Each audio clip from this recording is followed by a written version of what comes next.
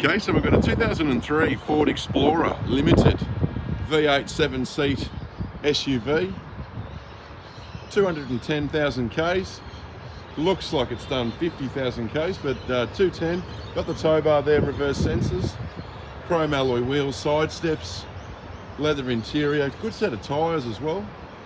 Just presents in excellent condition and great value for money at 10 grand. We'll take a look at the interior. So we've got the volume controls, cruise control on the steering wheel there. It is dual airbags.